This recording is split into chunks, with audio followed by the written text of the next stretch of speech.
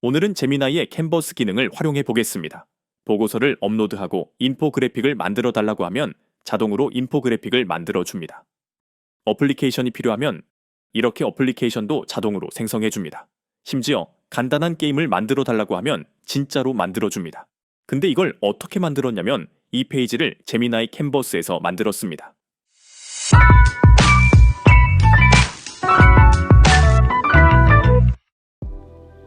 안녕하세요. AI 요약 끝판왕 주인공입니다. 이번 시간에는 구글의 제미나이의 강력한 캔버스 기능에 대해 알아보겠습니다.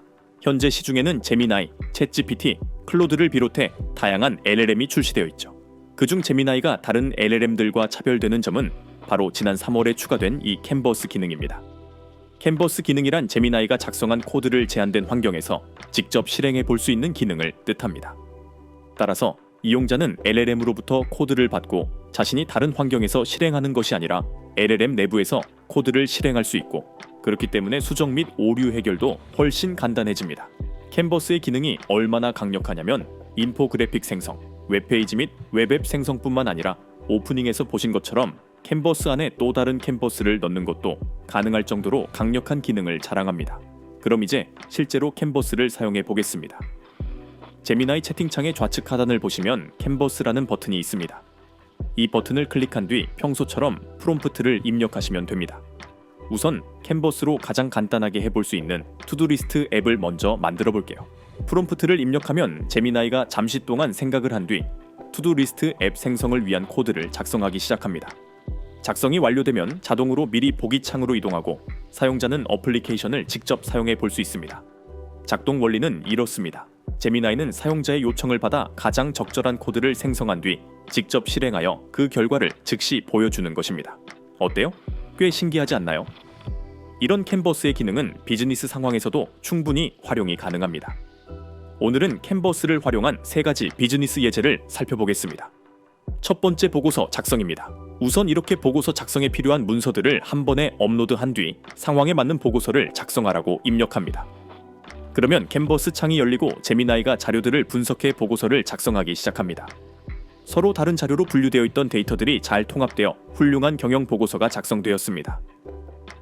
하지만 서술이 부족해 보고서의 이해도가 조금 아쉽군요.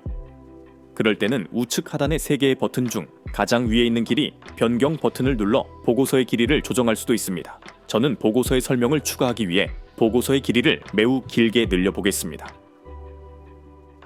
어때요? 보고서의 서술이 적절히 추가되어 보고서의 내용이 훨씬 풍부해졌네요. 스왓 분석에 대한 설명도 적절히 들어가 있고 전보다 훨씬 이해하기 쉬워졌습니다. 좋네요. 다음으로는 보고서의 어조를 바꿔보겠습니다. 공식적으로 사용되는 문서라면 조금 더 전문적이고 학술적인 용어를 사용하는 게 좋겠죠. 우측 하단에 있는 어조 변경 버튼을 눌러 매우 정중하게를 선택해 봤습니다. 과연 어떤 변화가 있었을까요? 원래 정중한 표현이 사용된 보고서인 만큼 큰 변화는 없었지만 일부 표현에서 변화가 있었습니다. 직책에 대한 서술이 추가되거나 조금 더 완곡한 표현을 사용하는 등 조금 더 정중한 언어로 바뀌었네요. 여러분들은 각자의 문서 스타일에 따라 적절한 옵션을 사용해 보세요. 자, 이제 그럼 인포그래픽을 만들어 보겠습니다. 인포그래픽을 만들기 위해서는 데이터 분석, 디자인 등 다양한 기술이 필요한데요. 제미나이와 함께라면 인포그래픽도 누구든지 쉽게 만들 수 있습니다. 우선 이미 독스 캔버스가 열려 있다면 우측 상단의 만들기 버튼을 눌러 바로 캔버스를 이용할 수 있습니다. 그럼 총 5가지 옵션이 나오는데요. 우리는 이 중 인포그래픽을 눌러보겠습니다. 그러면 제미나이가 인포그래픽에 필요한 정보와 스타일을 이해하고 HTML 코드를 작성하기 시작합니다. 작성하는 코드 길이가 300줄에서 400줄 정도로 꽤 긴 편이라 이 과정에서 1분 정도의 시간이 소요될 수 있는데요. 여러분이 선택하는 모델에 따라 작성되는 속도가 달라질 수 있습니다.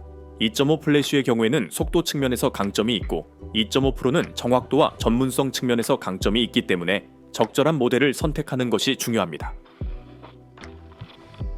작성이 완료되었네요. 보고서에 있었던 데이터들이 그래픽의 형태로 보기 좋게 정리된 것을 볼 수 있습니다. 이런 식으로 도넛 모양의 차트도 생성해줬고요. 데이터에 맞는 차트 유형을 적절하게 선택해 그래픽을 만들어줬습니다. 그 다음으로는 웹페이지를 만들어 볼 건데요. 사실 제미나이가 제공하는 인포그래픽 만들기와 웹페이지 만들기는 기능상 크게 차이가 나지는 않지만 웹페이지는 리액트라는 도구를 사용해서 만들어지기 때문에 조금 더 동적인 페이지를 만들 수 있습니다. 인포그래픽을 만든 뒤 웹페이지를 만드는 법은 약간 찾기 어려울 수도 있는데요. 현재 캔버스를 종료한 뒤 이전에 있었던 대화로 가서 보고서를 찾아 열기 버튼을 누릅니다. 그러면 아까 봤던 화면이 다시 나오고 만들기 버튼에서 웹페이지를 찾아 누르면 됩니다. 인포그래픽과 마찬가지로 여기에는 1분 정도의 시간이 소모됩니다. 코딩이 완료되었군요. 말씀드린 것처럼 인포그래픽과 기능 사이에 큰 차이는 없지만 조금 더 인터랙티브한 요소가 늘어난 것을 볼 수 있습니다. 예를 들어 이렇게 차트에 마우스를 올리면 차트에 정보가 나온다던가 데이터를 선택할 수 있는 드롭다운 등이 구현되었죠. 이렇게 만든 웹페이지는 우측 상단 공유 버튼을 누르면 배포가 시작되고 다른 사용자와 공유할 수 있는 링크가 생성됩니다. 이 링크만 있으면 누구든지 내가 만든 페이지를 방문해 볼 수 있습니다. 실제로 이런 웹페이지를 만들기 위해서는 디자인, 코딩, 호스팅 등 다양한 경로를 거쳐야 합니다. 그런데 제미나이의 웹페이지 만들기 기능을 사용하면 누구나 쉽게 웹페이지를 만들 수 있습니다. 자, 오늘은 제미나이의 캔버스 기능을 활용해 보고서를 작성하고 인포그래픽과 웹페이지를 만드는 법을 살펴봤습니다. 코드를 몰라도 누구나 쉽게 웹 환경에서 바로 이런 업무들을 처리할 수 있었죠. 하지만 제미나이를 활용하는 법은 더욱 무궁무진합니다. 다음 시간에는 제미나이에서 파이썬을 활용하는 법을 알아볼 거고요. 오늘 영상에 나온 사이트들을 직접 방문해 볼 수도 있으니 고정 댓글에 링크도 참조해 주세요. 그럼 다음에 만나요.